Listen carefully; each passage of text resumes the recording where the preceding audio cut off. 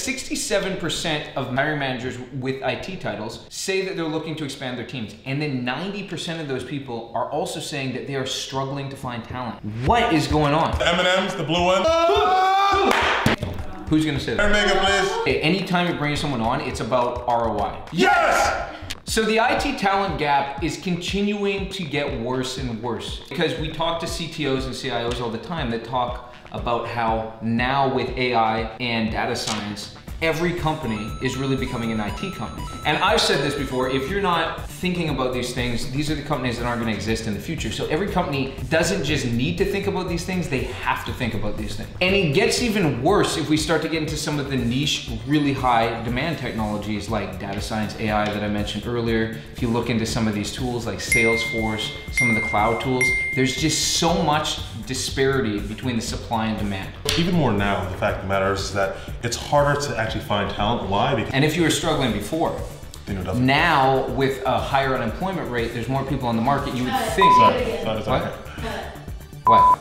There's so many more people on the market, which means that if you don't have 8+ hours a day to be searching and focusing directly on this, then it's gonna be that much harder to find those actual candidates. At the end of the day, anytime you're bringing someone on, it's about ROI. You wanna have a good return on investment, and we wanna talk about one of the most important ROIs that you can get when hiring. So very simply, you're not able to manage what you don't measure. So right now I just want to talk about time to hire. You know, within this is really speaking about the time when you're initially engaging a candidate to the point where the candidate is actually accepting the offer. And what's really, really important about this is the shorter time to hire you can have, obviously, is gonna give you a competitive advantage over all the other companies you deal with. We have companies that we've dealt with that have month, 60-day long hiring processes, and then we have other ones that have compressed it down to 2 weeks. And what I will say is the ones with the longer process are the ones that end up losing the better talent because people can't just sit on the market without a job. They need income. The metric that you want to be tracking in your company is not only time to hire, but average time to hire. So that's going to be all of the jobs in your IT department divided by the total days outstanding to figure out what is your average time to hire. Now what's interesting is the average amount of time that a candidate is on the market is only 10 days. So this is the key benchmark that you should be looking at.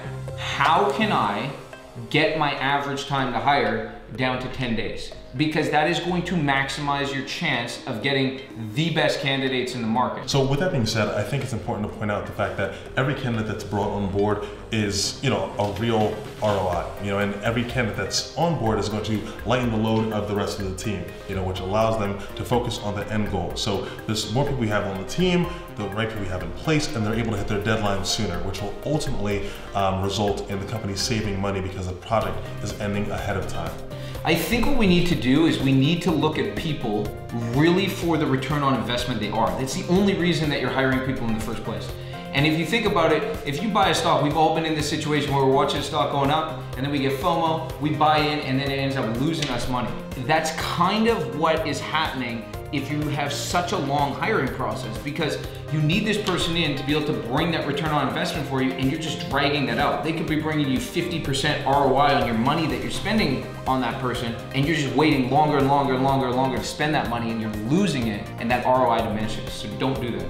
You should be asking as a leader of an IT department is how can I get my average time to hire down to at or below the average amount of time that great candidates are on the market? What would that mean for your company and your division?